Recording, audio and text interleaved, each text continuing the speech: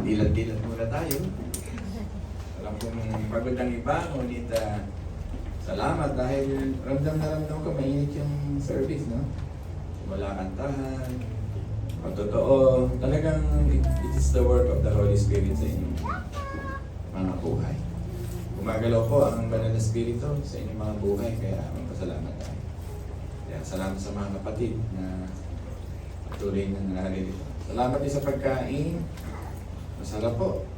Tama po ba? Yung tuyo na yun, masarap yun sa susunod na itabi niya sa masarap yun sa sa champurado. Next time magka-champurado tayo. Kaya huwag kayong mawawala. Tagal pa naman sa Diyon pa. Salamat sa Panginoon sa awitan, and that will be our response the last song. Maganda yun. Maraming naman, simula tayo sa pag-aaral. Sweetheart, pabat na yung aking notes na iwan ko pala. Big. I really see that big.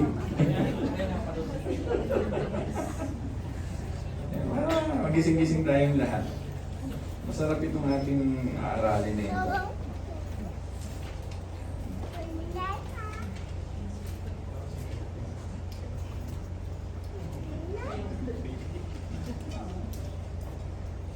Actually, yung binasa sa atin ng ating kapatid na Ses ay nasa Chronicles po yan.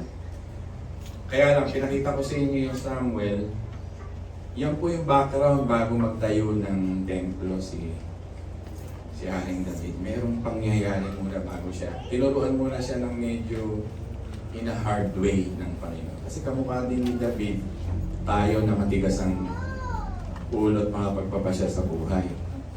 Tinuruan siya in a hard way ng Panginoon para yun ang background ng temple kung bakit niya ginawa. Kaya kailangan maintindihan niyo. Nasa Chronicles din yan, nasa 1 Chronicles chapter 21. Kung titingnan niyo yung verse ng 1 Chronicles chapter 21, nais guluhin ni Satanas, ang Israel, kaya inidyokan nito si David na mag-census.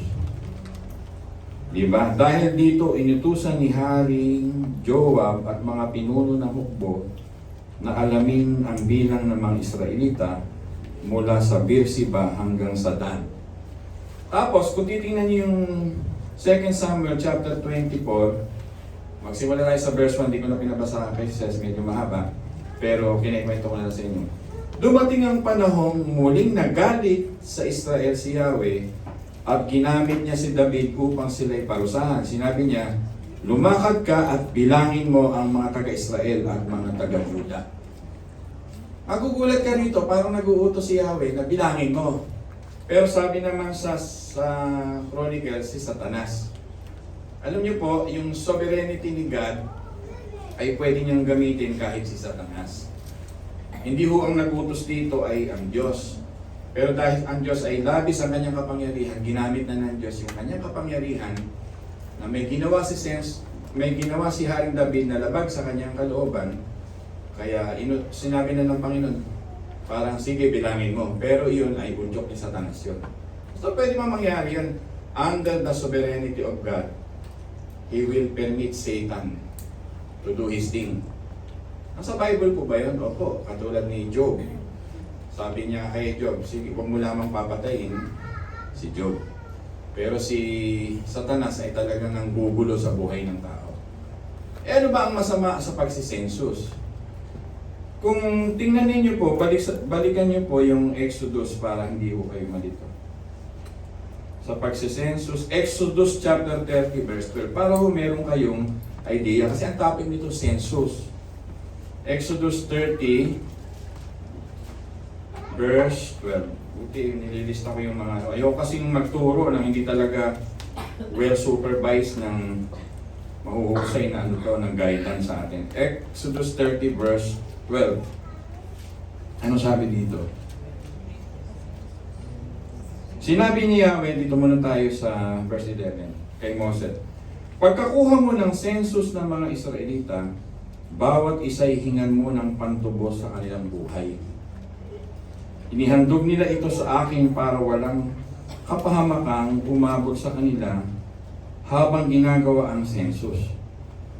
Lahat ng mabilang sa census ay magbabayad ng kinakailangang timbang na pilak ayon sa timbangan ng templo. Ang kinakailangang timbang ay katumbas ng 6 na gramo bilang handog sa akin. Lahat ng may 20 taon at pataas ay isama sa census. Pakinggan niyo pong mabuti, ha? Pareho ang halagang ibabayad ng pantubos ng mayaman at ng mahihirap. Walang labis at walang kulang. Lahat ng ibabayad nila ay gagamitin sa mga kailangan ng toltang tipanan or the temple. Yan po, ang halagang ibibigay nila ay pantubos sa kanilang buhay or their salvation. At sa pamagitan nito, maaalala ko ang Israelita. Ngayon, kung unawaan natin yung Department of Census, ano nga ba sa Pilipinas to yung census? PSA, ano? Parang wala na ito sa kami Robinson, yun. Parang yun, hindi ba sa Robinson? Ihingal ako ng konti sa tuyo ito. Alam niyo po, ang pagsisensus ng dati ay ang Diyos ang may akda. May akda ang pagsisensus. Ang census po ay biblical. Gustong bilangin ng Diyos ang Kanya. Ang census po ay paraan ng Diyos para yung sabihin sa Israel na maalala nila that you belong to me. Yun ang purpose ng census. Di ba pagka sinensus tayo sa bansang Pilipinas that you belong to the sovereignty of our country. Kaya pag napabilang ka bilang citizen ng Pilipino, marami ka rin karapatan na ipagkakalob sa iyo. Lalo-lalo na sa ibang bansa na medyo mahal na mahal nila yung mga citizen nila. Kailangan census. Ang census ng Israel ay paraan ng Diyos para sabihin sa tao that people belongs to me. Tinutumbo ko na ang kasalanan dito, nagyabang dito si Haring David. Si David kaya nagsisensus dahil sa kalagitnaan ng pagtatagumpay sa mga giyera. Nagtatagumpay kasi sa mga giyera sa panahong ito, ay inattribute niya ang tagumpay niya sa giyera sa kanyang kayabangan na mag-census, bibilangin ko ang tao. Alam ng Diyos ang kanyang kakulangan ng pagpapakumbaba. Talagang kung titingnan natin, ito yung mas mabigat na kasalanan kaysa kay Bathsheba. Dinidiscuss ko na sa inyo. Hindi pa ako tapos sa buhay ni David, hindi ko naalala niyo yung ma-actual nating panahon. Sinasabi ng Panginoon that everything on this planet, Psalm 24 and Psalm 110, in heaven and in earth, belongs to me, even my people. Pag sinabing Israelita, it belongs to me. Kaya sabi sa Jeremiah, makikipagtipan ako sa aking mga tao. Ako ang kanilang magiging Diyos at sila ay magiging aking bayan. Hindi yung basta declaration ng Diyos na diniklara niya lang. Ang ibig sabihin nun ay ownership. Kaya kung tayo idinugtong sa mga Israelita, mga minamahal, ang buhay nyo, you belong to God. Everything in our sa paligid, sa ating mga mahal sa buhay, we belong to God. Kaya hindi tayo nawawala dito sa ating tema that everything belongs to Him. Naintindihan niyo po yun. Yun ang kwento ng Samuel chapter 24 kung bakit I will not offer anything. Sabi dito, verse 24, basahin natin para hindi kayo malito. Ngunit sinabi ng hari, hindi maaari babayaran kita sapagkat hindi ako maghahandog kay Yahweh ng anumang walang halaga sa akin. Bakit siya napunta dito? May census, hindi tumupad ang Haring David, may judgment, then mayroong pag-aalay, pagkilala sa Diyos. Verses 1 to 9 is the census. Verse 10 to 17 is the anger of God, the wrath of God judgment. And verse 18 to 25, paano maapis ng Diyos ang kanilang offering. Kaya maganda yung testimony mo, timing na timing, Adrian. They are set aside for God. Si Haring David ay yumabang dito. It belongs to me. Yung kanyang tinatawag na kaharian, laging nagtatagumpay, inattributes niya sa kanyang mga military. Kaya gusto niya magpa-census. Kung gaano tayo karami na tumidigma sa mga tao. Sabi nga rito, kaya inutusan ni David si Joab ang pinuno ng kanyang hukbo. Verse 2, pumunta ka kasama ng iyong mga opisyal sa lahat ng lipi ng Israel mula sa Dan hanggang Beersheba at bilangin ninyo ang sambayanan. At gusto kong malaman kung gaano sila karami. Nagyabang siya. Alam niyo po, meron po kasing ritual, may seremonya ang pagsisensus. Pag nagpa-census ka bilang tao ni Yahweh, ay nag-aalay ka nung ilang gramong alay mo sa Diyos. Hindi naman gano'ng kalaki yun, yun yung sineset aside. Makinig kayo nag-uusap kayo mag-ina dyan. Nagsisenyasan kayo, naguguluhan ako. Titig kayo dito. Oo, census. Sa akin makinig, hindi sa mami. Dito. Ang census, ito, pinapaliwanag ko na, ay pagbibilang ng mga tao. Ang ibig sabihin ng census ay inaalam ang populasyon. Yan, pinapaliwanag ni Pastor. Ang ibig sabihin ng census ay pagtatala kung ilan ang member ng kanilang bansa. Yun na yun, pinaliwanag ko na. Kaya makinig kayong mabuti.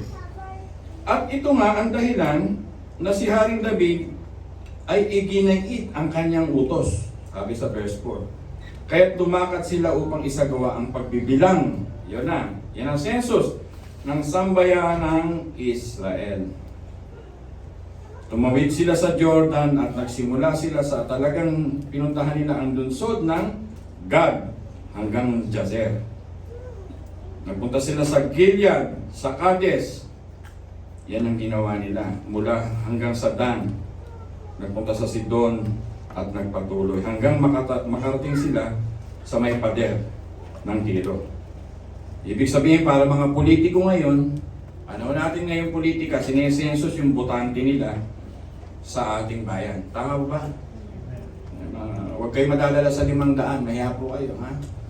Sa 1,000. 1,000 na ba nakaran ngayon? Magkano na po yung Amado? Na huwag kayong tatanggap dyan. Ako pinuntahan pa sa bahay para bilang pastor ay bigyan ng pera. Ang ayoko yung nililista yung pangalan ko kasi pastor ako tapos kukuhanin nila yung para sa akin. Hindi ako tumatanggap ng gano'n. Kahit bigyan pa ako, kahit yung pera malinis yan. Hindi ko tatanggapin yan. Marumi talaga yan. Bibigyan na lang ako ng Diyos sa ibang paraan. Huwag na yan. Naku, marami akong experience na. Ito ang dahilan, kinikwento ko sa inyo. Matapos ipabilang ni David ang mga tao, ay inusik siya ng kanyang budhi. Ito na, banal na Espiritu Santo, makinig kayo. Sinabi sa kanya ni Yahweh, sinabi niya kay Yahweh, nagkasala ako. Inusik na kasi siya ng budhi. Ang tawag ito, conviction. Pag tunay kang mananampalataya, makukonvict ka. Pag tunay kang mananampalataya, mahihiya ka sa Diyos. Pag tunay kang mananampalataya, ayoko nga, nagyabang ako It belongs to Yahweh, not belongs to me.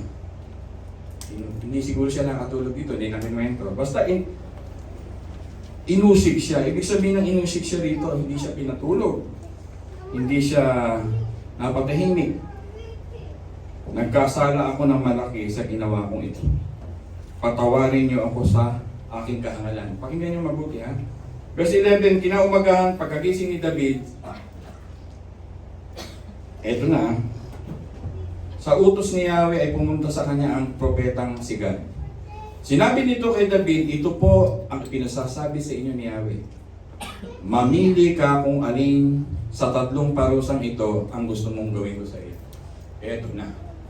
Ito yung pinag-uusapan natin from census to the judgment of God. Napakalupit pa ng Diyos ng araw pag nakasala ka talaga sa kanya. Kasi nga, ang kasalanan lang naman niya, sa tingin natin, ano ba kasalanan na magbilang? Ang kasalanan niya ay inari niya yung hindi sa kanya. They are people of God. Uulitin ko na not people of King David. Doon nagkamali si David. Ito po ang pinasasabi sa inyo ni Yahweh. Mamili ka. Kung alin sa 3 parusang ito ang gusto mong gawin ko sa iyo.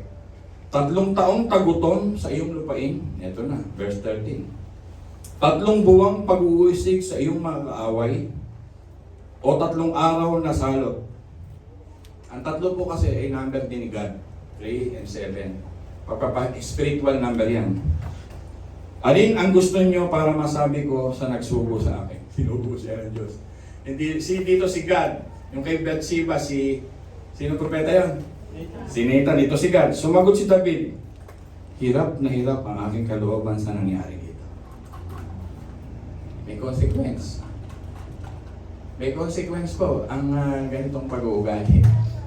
That belongs to God. His glory ay mataas sa atin. At kinuha mo yung tao ng Diyos, ito yung tao ng Panginoon. Sabi niya rito, sumagot si David, hirap na hirap ang aking kalooban sa nangyaring ito. Sapagkat mahabagin si Yahweh, talaga nire-review pa niya. Ang pipiliin ko ay ang tuwirang parusa niya kaysa ako'y mahulog pa sa kamay ng mga tao. Ano pinili niya rito? Yung parusa ng... Ito ang consequence. Kaya si Yahweh ay nagpadala ng salot. Ang pinili niya yung 3 araw na? 3 araw na? Ano kaya salot dito? Dito sa kwento, may mga kwento ba kayo dyan na sa inyong mga Bible? Hindi ko masyadong na-receive. Ano salot dito? Basta salot. Anong salot dyan? Ito na. Kaya si Yahweh nagpadala ng salot sa Israel at mula sa Dan hanggang sa Beersheba ay 70,000 tao ang namatay. Nangyari ito mula ng umagang iyon hanggang sa itinakdang panahon nang iunat ng anghel ang kanyang kamay, salot ng anghel, katulad dito sa panahon ng Exodus, yung angel of death, upang puksain ang mga taga-Jerusalem. Pinigil siya ni Yahweh. Pinigil siya ni Yahweh, nagbago ang pasya nito at sinabi, tama na. Huwag mo nang ituloy. Mauubo sila eh. Ang anghel ni Yahweh ay nakatayo noon sa igiikan ni Arauna, isang Jebuseo. Pastor, anong kwento tungkol sa templo dito? Sino ba si Arauna? Siya yung may-ari ng tinayuan ng templo ni Solomon. Itong Jebusite ang may nagmamay-ari ng lupain ito ng tinayuan ng templo na kahalintulad ng tabernakulo at kahalintulad ng hardin at kahalintulad ng darating sa Revelation at kahalintulad ng Panginoon sa Kristo. So ang background, bago magtayo ng templo, si Haring David ay dumaan muna sa ganitong pagkukorek ng Panginoon. People of God, mabigat ang sermong ito. Realize it. That everything on this planet belongs to God. Wala tayong pag-aari dito. IPL ko na yan, hindi natin pag-aari niyan. Ating mga anak, hindi natin pag-aari yan. Kinukuha yan ng Panginoon. Yan ang mensahe sa atin. At sana tayo ay sumunod sa ating Panginoon. Tuloy-tuloy natin ang ating pag-aaral. Dito, natupad ang agenda ni David. Kaya siya di-destroy. His agenda. Ano yung agenda niya? Maghari. Magharing hindi kasama si Yahweh. Umiral sa kanya yung kanyang broken world, a person who are under the curse of Adam and Eve. Ano ibig mo sabihin, Pastor? Ang kanyang pagiging isang makasalanan at dating pagkatao. Umiral sa kanya ang isang kasalanan ng greed. At ang greed niya rito ay yung kapangyarihan. At ang kapangyarihan ito, ang kanyang agenda. Kaya ang NASB, ang translation, it. Binasa ko kanina. Sa ibang translation, NIV, he. Ito yung pagkukurik ng Panginoon sa Samuel. Pinapakita lang na pinayagan ng Diyos ang pangyayaring ito para i-correct si Haring David. Napakasimple ng ating pinag-uusapan. Sana tumatanda tayo, ang lahat ay dinededicate natin sa Panginoon. Mga kotse yan, mga bahay nyo yan, mga asawa ninyo, mga anak ninyo,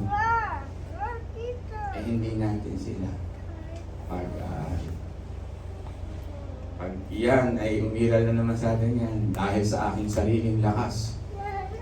Di ba inawit pa natin yung kanina? Whom I have in heaven, but you. Dito sa mundong ito, isinilang tayong hubad. At pupunta rin tayo sa Diyos na nakabarong. Pero hanggang doon lang sa taol. Hindi mo nga alam na ang barong mo ay biyakan likod. May nagbihis pa sa'yo. Kung paano kang sanggol na may nagbihis sa'yo nung ikaw ay lumalaki. Pagkuha ng Diyos sa'yo ay may nagbibihis din sa iyo. Kaya wala tayong pag-aari. Kaya, Pastor, ano sa'yo mo pag wala tayong pag-aari? Magpakumbaba tayo sa harapan ng Diyos. Laging isipin ang mga ganong mga bagay. Ito pong David's agenda is Satan's agenda. Nag-udyok si Satanas. Si Satanas mahilig sa ganyan. Sabi nga kay Jesus Christ, iyo ang lahat ng ito, gawin mo lang ito. Ano yung Kuya Amado? Sambahin mo lang ako, ang lahat ng nakikita mo ay iyo. Nag-o-offer siya ng kapangyarihan. Maraming nalulunod sa kapangyarihang mga politiko ngayon. Ang tagal ng mga politiko noon, nagsawa na walang magawa sa bahay, bumalik ulit. Diba? Bumalik ulit ang mga politiko natin. Gusto mo mandidato. Kinukuha ang mga Pilipino sa ganoon. Sana magising po tayo sa inyong simpleng mga boto. Kahit 2-3 lang yan, baka may boto nyo na naman yung mahilig na.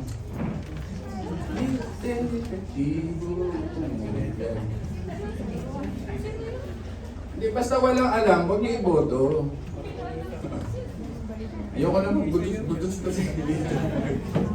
Hindi mo na okay sa mga tao. Kaya ano ang agenda mo? Ano ang dadalhin mo sa bansa? Diba? Bubuksan mo ang isip mo, nag-aaral ba ito para sa ekonomiya ng bansa, pag-unlad ng bansa? Hindi popularity, hindi lang mahihirap ang tao sa Pilipinas. Kaya ako tumatakbo dahil sa mahihirap, meron ding mahiyaman, meron ding negosyante, meron ding gustong mag-aaral. Ang tao rin sa Pilipinas ay meron ding magsasaka. Kaya kung wala kang alam at alam mo mahihirap lang dahil nagprograma ka sa mahihirap, hindi mo madadala ang buong kabuuan ng Pilipino. Ba't ako napunta rito? Sapagkat ang tao nga ay may likas na pagkasakim sa kapangyarihan. Kaya kung para sa Diyos na lang. Yung kay Cesar ay kay Cesar. At ang kay Kristo ay kay Kristo. Nakikinig po ba kayo mga mina? Ito yun. Nakinig kayong mabuti. May agenda si Haring David. Pero anak siya ng Diyos. Nagising siya sa katotohanan. Ay, batas pala ito ni Moses. Ang mga tao pala pag nagsisensus ay dapat nag-aalay at nagpupunta sa tabernakulo at iniaalay nila ang kanilang atonement for their sin as an expression during the Old Testament in foreshadowing Jesus Christ. Hindi ito nagawa. Napakabait ng Diyos, 3 choices. 3 months, 3 years, o 3 days. Ang pinili niya yung 3 days. Matalino din. 3 days na paghihirap, gusto rin makalusog sa Diyos. Kaya lang 70,000 ang namatay. Dahil yung 3 days na yan, espada ng anghel yun.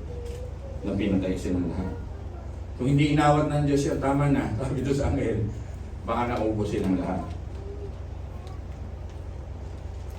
People are suffering. Gagamitin ko na ako bilang leader. Kung may ganito kong agenda sa inyo. Diba ako leader, shepherd sir, akin yan. Ay naku, mananagot ako sa Diyos. Hindi ko pwede naman malaki. Kayo, sabi mo nga sa katabi mo, ay pag-aari ng Diyos. Ang anak mo ay pag-aari ng Diyos. Ipahiram mo sa Diyos. Baka sa karamutan mo ayaw mong pataluhin ang anak mo dahil iniisip mo pag-aari mo. Baka mapagod. Ganyan tayo mga tao. Pag hiningi ng Diyos sa isang bagay sa iyo, nililuglo ko mga kapatiran dito pag nagme-messenger ako. Pag-aari ka ng Diyos. Huwag kang tatanggi. yun, dumarating naman yung ganun. Alam niyo kung sino kayo. Kaya hindi mo pwedeng tanggihan ang Panginoon. Hindi mo pag-aarinin ang iyong sarili. O, matuto tayo dito kung ayaw niyong maghintay ng salot sa buhay. Wake up. One day you will leave this planet, wake up. One day, 50 years from now, 30 years from now, lahat ng ari-arian mo dito sa lupa, hindi na iyo. Hindi na iyo. Yung hinuhulugan yung mga bahay, 20 years from now, 10 years from now, hindi na yan iyo. Dahil ipapamamalan mo yan sa anak mo. E paano kung anak mo loko-loko ipinamigay? Binenta. Nakikinig po ba kayo? Ay, dito sa lupa, hindi ka makakapag. Mahahawakan mo ng todong ipundar na ipundar dito sa lupa. So ano yung point? Bigyan nyo na sa Diyos. Nakikinig po ba kayo? Give it to God. Pag hindi nyo binigay sa Diyos, ayoko naman sabihin sa inyo, edi maghintay kayo, mamili ka, tatlo. Tatlo. Napakabigat, ano? Parusang you take the glory of God. You took that glory. Di ba? Iniisip niya siguro, what can I achieve because of my military? Di ba? Eh, nakalimutan niya yung gumagawa siya, what can I make for my name? My achievement, my operating system. Yung galing ko dahil pinaghirapan ko to. Yabang mo. Baka one day, hindi ka na makapaglingkod doon sa ginagawa mo. Dahil hindi mo binigay sa Panginoon. Naku, ito yung maging babala sa ating lahat, sa ating mga mahal sa buhay at paalala natin. Ito ang mindset ng mga nasa Tower of Babylon. Alala niyo yung Tower ng Babylonia, yung gumawa sila ng building para maabot nila ang Diyos. Nagbabasa kayo ng Biblia sa Genesis chapter 11 na iisa lang ang wika ng mga tao. What we do for ourselves rather than what we do for our God. Gumagawa ka ng empire, gumagawa ka ng kingdom mo. Kahit anong gawa niyo ng kingdom sa pamilya niyo. Pag wala ang Diyos diyan, guguhong parang Tower of Babel yan. Diba? Ginulo ng Diyos ang kanilang mga wika sapagkat gusto nila ng operating system sa kanila. Kami magme-may-ari nito. Ang unity, kami ang gagawa. Ginulo ng Diyos ang kanilang mga wika. Yan. Dahil alam ni David ang Diyos. Nanginig siya dito. Tatlong sa dumating si David. Nung dati Bathsheba, ngayon naman si ano pa na ito? Si Propeta yung Nathan. Ito naman si Propeta God. Oh. Talaga pag may lumalapit na propeta, nagsasalita na sa'yo, ayaw mo pang makinig. Eh, meron ang pinapasoli sa'yo ang Panginoon, ayaw mo. Hihintayin mo pa. Lagi ko nga sinasabi sa inyo, hindi mo makukuha ang lahat dito sa mundo at mahawa ka. Kasi one of this day, we will leave this planet nga. Kaya nga, tingnan nyo yung bahay nyo, baka punong-puno na ng kaldero. May maawa naman kayo sa bahay nyo. May kaldero nyo, isang bukas pala ng cabinet sa ibaba, puro kaldero na. 1960s, 70s, 80s, di mo tinatapon. Mga damit nyo ay nung 1970s pa, lalakad na ng mga pantalo. Ayaw mo maitapon. Pamigay natin. Hindi, pastor, tatay. Hindi ganun. Bumili na lang kayo. May mga tao kasing ganun hindi makalit ko ng, kasi aamin to, may sentimental to pag-aari namin. Nakapangalan dito sa akin, mga ganyan ng tao. Ang lahat ng bagay dito sa lupa, pagdating ng apoy, tunaw, pati linya ng mga titulo ng lupa mawawala. Ang Diyos ang magmamayari. Just imagine, iniwan ni Mr. Tantoco ang Ricos Santa Rosa, ang Starbucks. Diba? Tantoco, nawala dahil lang sa 44 years old. Napakabilis ng buhay. Sarap na sarap tayo sa kape. May-ari nun, namatay ni Tagapuman. Ang bilis ng buhay. Pakikinig po ba kayo mga minamahal? Para kasing hawak mo lagi ang buhay. Diskarte ko to. Hanggang dito magsisikap ako. Panginoon, hindi kita kailangan sa akin. You will be disappointed one day. Nga ka. Dapat pala, inuna ko ang Diyos. Totoo palang, seek ye first the kingdom of God and all these things shall be added unto you. Bakit gusto mo pang in a hard way lesson ang dumating sa punto ng buhay mo? Iyon ang babala kay David at babala rin sa atin. Kaya nga nung magising siya, after the census and judgment, I will not offer anything that will cost me nothing. Yun yung background ng kanya. Kaya hindi na ako mag-aalay sa Diyos nang walang halaga sa akin. Kaya for 50 shekels of silver, binili niya ito sa Jebusite.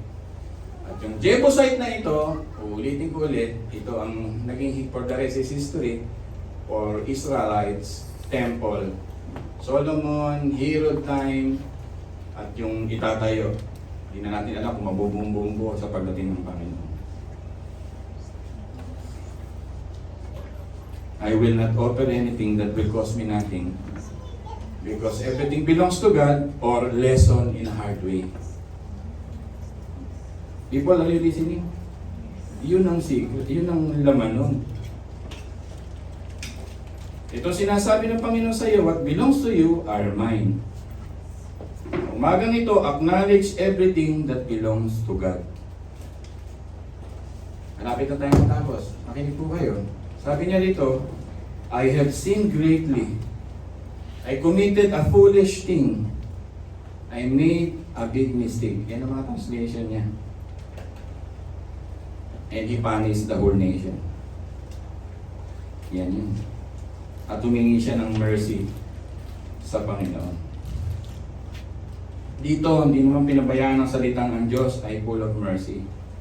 Tingnan nyo nga yung verse, mga minamahal, na alala niya, verse 16. Alam naman ni David at kilala niya ang Panginoon. Ano sabi niya sa verse 16? Nang iunat ng anghel ang kanyang kamay upang puksain ang mga taga-Jerusalem, pinigil siyang Yahweh. Ano makikita natin sa Diyos dito?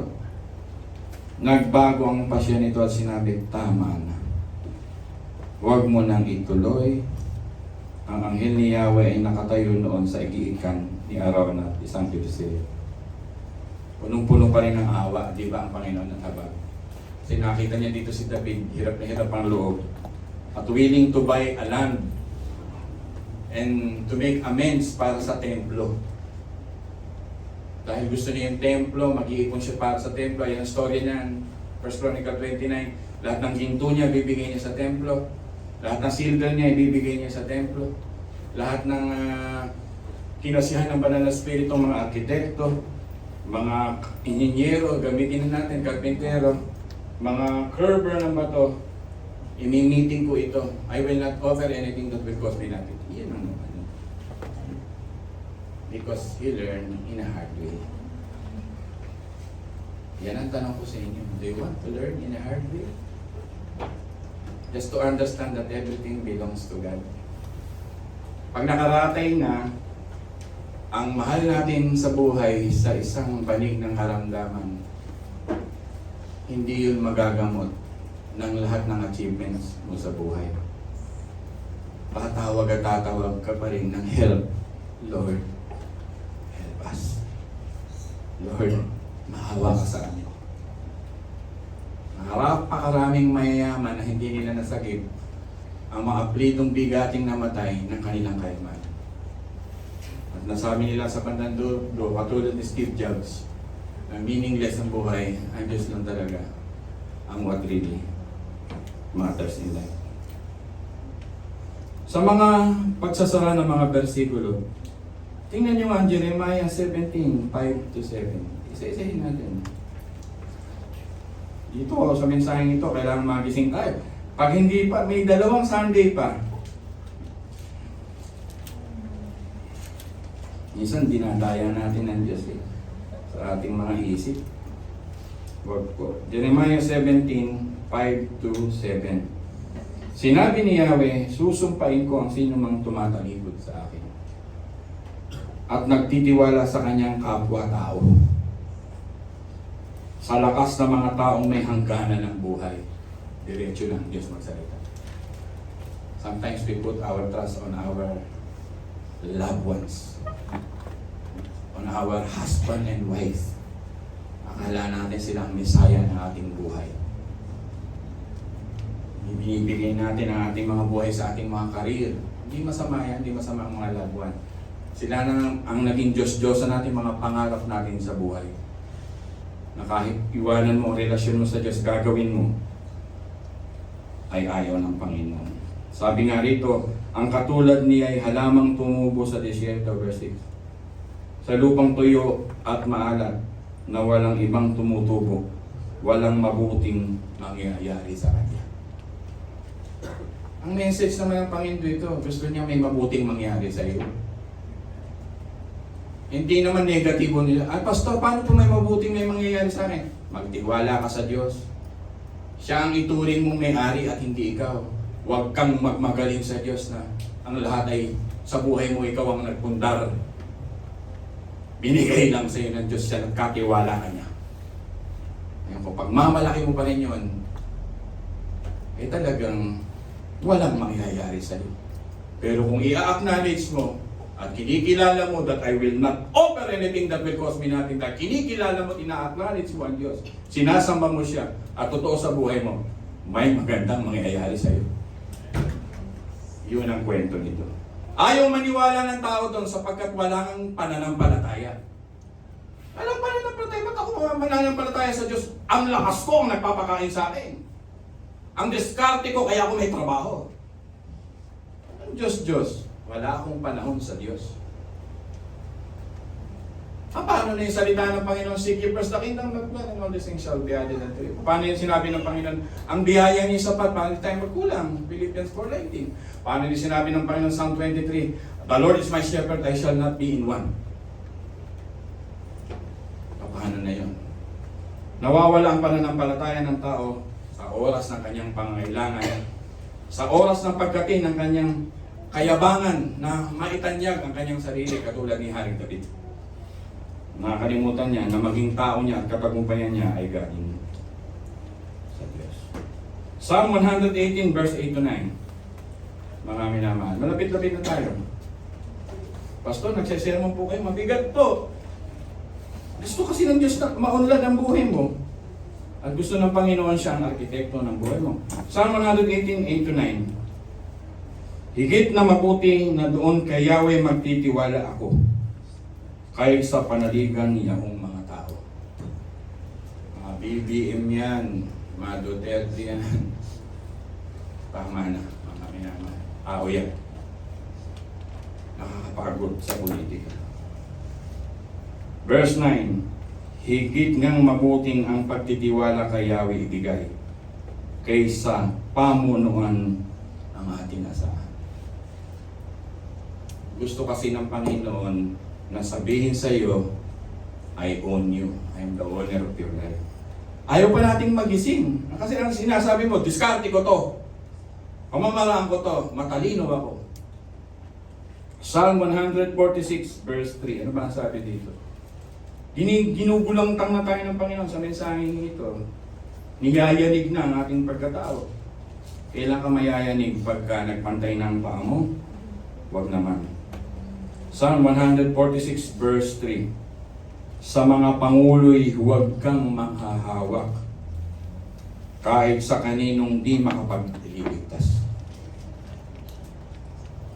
Kaya yung nagpupunta pa sa Netherlands, wala na magagawa. Yung nagpupunta sa Malacanang ngayon, wala na magagawa. Kahit bilib ka pa kay Trump ngayon, wala kang magagawa. 6 years lang yun. Kay Kristo dapat. Hindi na sa mga pangulo'y huwag kang manghahawak. Diyos na nagsasabi na ngayon magpayaman ka kay Kristo. Paunlarin mo buhay mo sa Panginoon. Tigilan mo kayabangan mo. Kahit wala ang Diyos, magsisikap ako sa sarili ko. Uunad ako pa ng araw. One day you will be disappointed. Kitang-kita mo, pag wala ang Diyos sa buhay mo, babagsak ka. Pero pastor, ayoko yung ganyang salitang narinig ko sa iyo. One day, pag inuna mo ang Panginoon, ang liwanag ay makikita mo. Yan gusto natin marinig.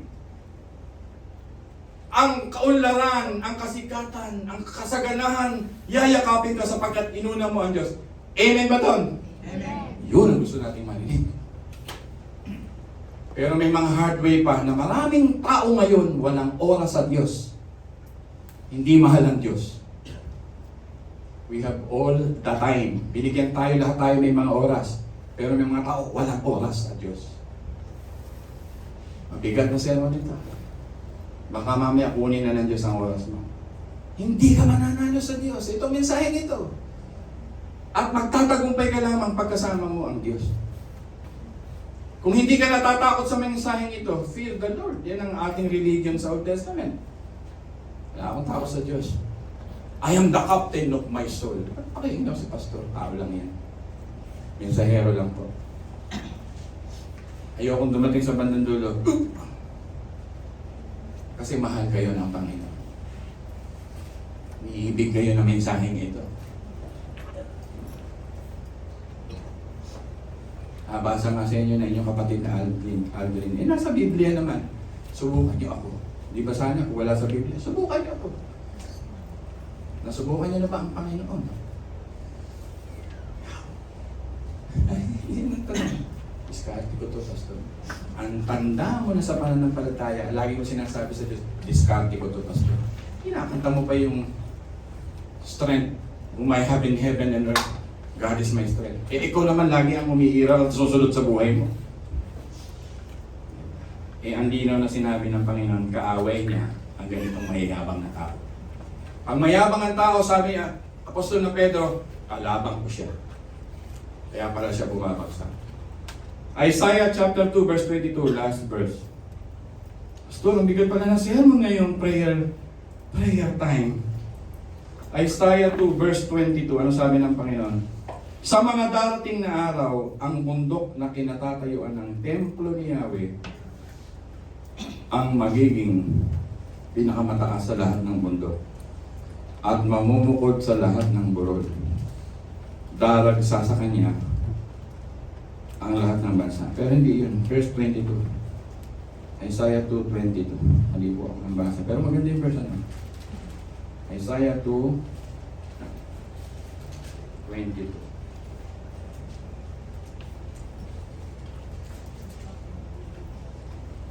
Ang aming mahal. Huwag ka nang magtiwala sa kapangyarihan ng tao. Sabay-sabay nga natin basahin. Huwag ka nang magtiwala sa kapangyarihan ng tao. Siya ay hininga lamang at siyak maglalaho. Ano nga ba ang maitutulong niya sa iyo? Amen, people? Mag-eleksyon na, magsisi na tayo. Magsisi ka na kung tiwala mo nasa iyong partner. Mas takot ka pa sa kanya kaysa sa Diyos.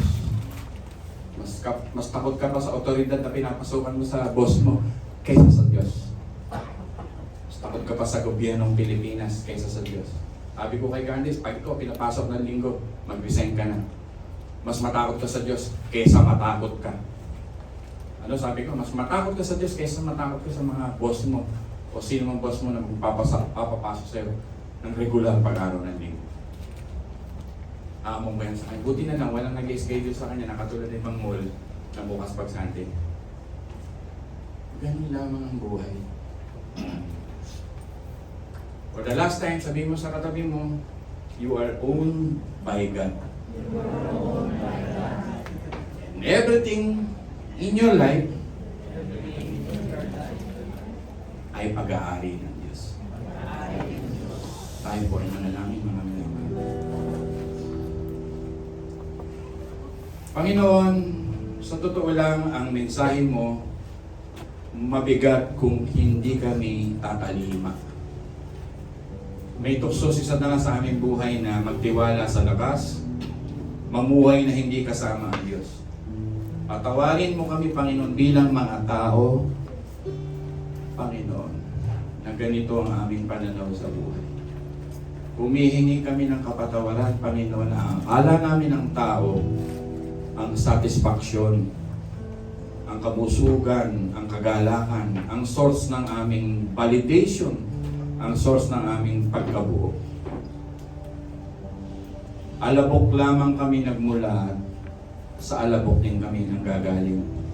Kahit sa alabok, na wala pang korte ang sanlibutan ito, ay sinabing mong magkaroon ng lupa. Galing sa bibig mong lahat, kahit alabok, Panginoon, kung aming titingnan ang lahat-lahat sa amin. Matigas po ang aming kaloobang maging masunurin sa sarili niyang pagpapasya. We worship our free will, which is the cult of our spirituality. We worship the idea that we are the captain of our soul. Kaya namin mabuhay na hindi kasama ang iglesia, hindi kasama kapatiran, hindi kasama ang Diyos na higit sa lahat. Kaya namin lumakad mag-isa kahit wala ito. That's mockery kung aming pag-uusapan. Panginoon, ito po'y pagpapakita ng kahambugan sa harapan mo, Panginoon. Kami humihingi ng kapatawaran dito, Panginoon. Linisin mo kami at hugasan sa sermong ito. Maliit lang ang aming simbahan, ngunit talagang pinag-uusapan namin what really matters about soul. Tulungan niyo ang inyong mga kapatid, ang aming mga kapatid, Panginoon, na magising. Makita namin ang value ng we never own anything on this planet. Forgive our reservation of God, na ang dami naming reservation para hindi maglingkod at ibigay sa iyo ang para sa iyo.